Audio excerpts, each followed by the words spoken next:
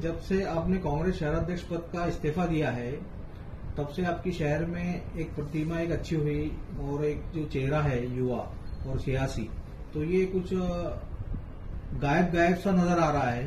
तो अगला मकसद क्या है आपका? आपने शहर औरंगाबाद का नाम जिंदा रखने के लिए जो शहराध्यक्ष पद को त्याग किया, तो क्या कहेंगे आप? अगला कदम क्या है आपका? जिस तरीके से हालात बने और मुझे इस्तीफा देना पड़ा अपने पद से, उसको मद्देनजर जो पहली चीज थी, सबसे पहले तो हमने हमारे वकीलों से राब्ता किया और इस मामले में जो बॉम्बे हाईकोर्ट में याचिका हमको दाखिल करनी थी वो रिट पिटीशन अल्हम्दुलिल्लाह दाखिल हो गई है। उसमें अभी आगे की कार्रवाई, अभी नोटिस ये वो इश्यू होना बाकी है।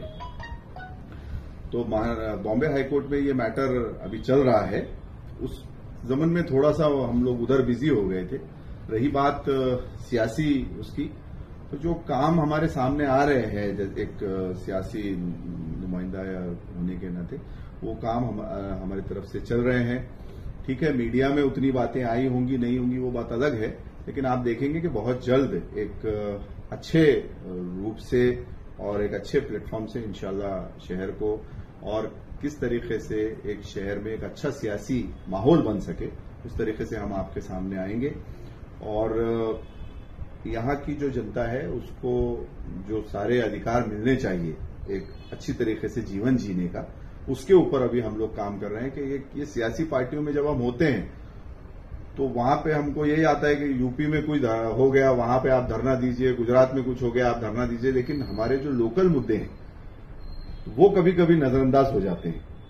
अब हम ये कोशिश करेंगे इंशाल्लाह कि जो हमारे मुकामी लोग हैं उनके जो मसाइल हैं उसको और ज्यादा मजबूती से हम किस तरीके से उठा सकें, उसको पूरा अंजाम तक उसको हल करके हम किस तरीके से पहुंचा सकते हैं, उसकी हम कोशिश कर रहे हैं। और एक नई टीम के साथ बहुत जल्द हम लोग जनता के बीच में आपको मिलेंगे जरूर। अभी जो शहर औरंगाबाद का नाम तब्दील करने के लिए जो सियासी पार्टियों ने आगे आया है, इनकी सत्ता थी कि कुछ सत्ता से बाहर हो गए, तो अभी शहर औरंगाबाद के लिए आप जो लड़ रहे हैं कि शहर का नाम कायम वही रहे, न्यायालय में भी आपको अदालत पे यकीन है क्या हो जाएगा, लेकिन अभी जो दौर चल रहा है दो पार्टियों में जो अलग अलग ये हुई, तो उस पर क्या कहेंगे आप?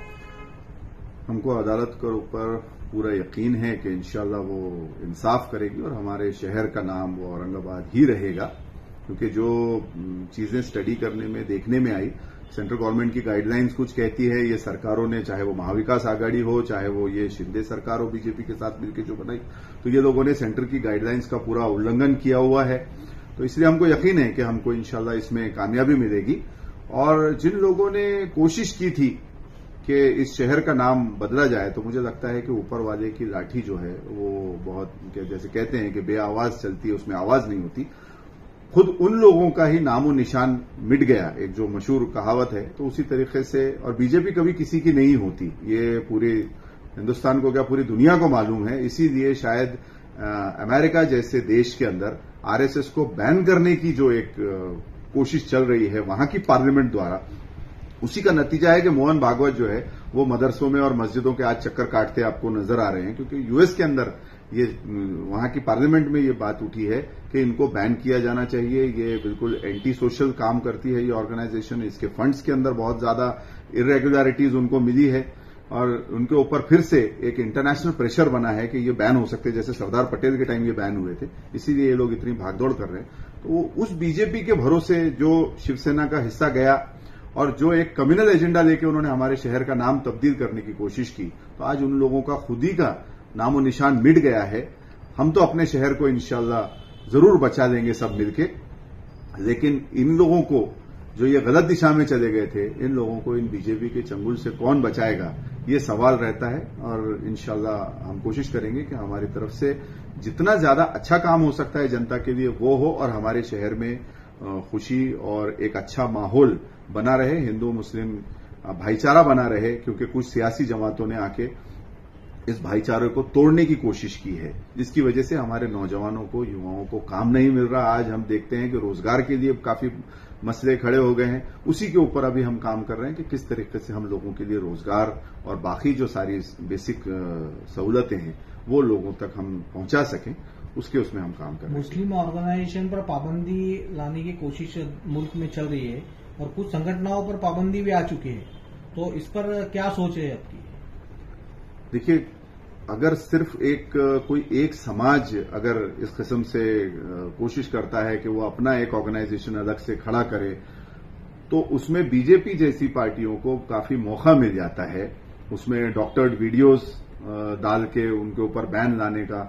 और मुझे लगता है कि ये मुल्क का जो डेमोग्राफिक है, इसका जो अगर हम देखेंगे पॉपुलेशन का रेशियोज अगर देखेंगे, तो एक ऐसी ऑर्गेनाइजेशन की जरूरत है जो सभी समाजों को लेके चलती है। दुर्भाग्यवश बड़े अफसोस की बात है कि जिस संगठन में मैं था वो गांधी की विचारधारा वहां खत्म हो चुकी है। इसीलिए हम चाहते हैं कि गांधी जी की विचारधारा, डॉक्टर बाबा साहेब की, नेहरू जी की, मौलाना अबुल कलाम आजाद की, फुले शाहू महाराज की, ये विचारधारा को हम लोगों तक ले जा सकें और वो विचारधारा इस देश में, इस शहर में जिंदा रहे, ताकि यहां के लोग और जो आसपास के लोग हैं उनके जिंदगी में भी एक सुख आए, खुशहाली आए और सेफ्टी आए। क्योंकि आजकल हम देखते हैं कि कोशिश करती है बीजेपी माहौल बिगाड़ने की।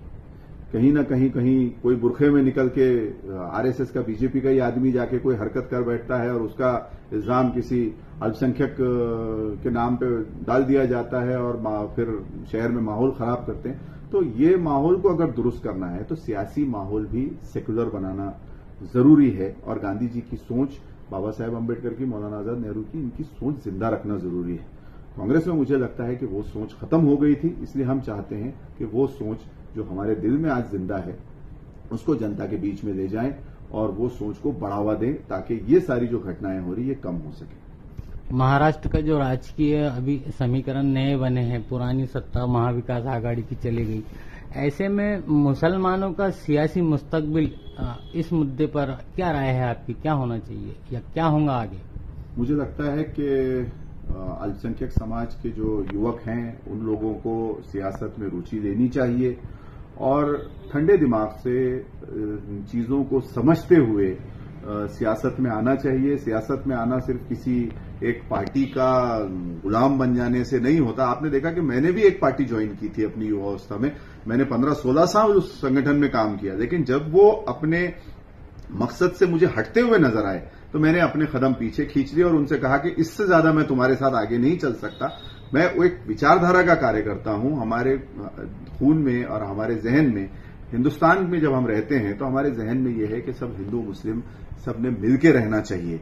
तो इसीलिए अल्पसंख्यक समाज हो, एससी समाज हो, इनके जो सारे जो युवक हैं जो आना चाहते हैं या नौजवान लड़के लड़कियां हैं जो भी आना चाहते हैं, उनको ये देखना चाहिए कि एक मिक्स माहौल में हम किस तरीके से अपनी जगह बना सकते हैं और सियासी एक पोजीशन या पावर हासिल कर सकते हैं अपने हाथ में। क्योंकि अगर आपकी नुमाइंदगी नहीं रहेगी तो मुझे लगता है कि समाज में काम नहीं हो सकते। तो नुमाइंदगी के लिए जरूरी है कि आप सियासत में आएं और अपने हाथ में सत्ता को लेने की कोशिश करें। जितना ज्यादा सत्ता हमारे हाथ में होगी उतने ज्यादा फैसले और बेहतर तरीके से हम लागू करवा सकेंगे।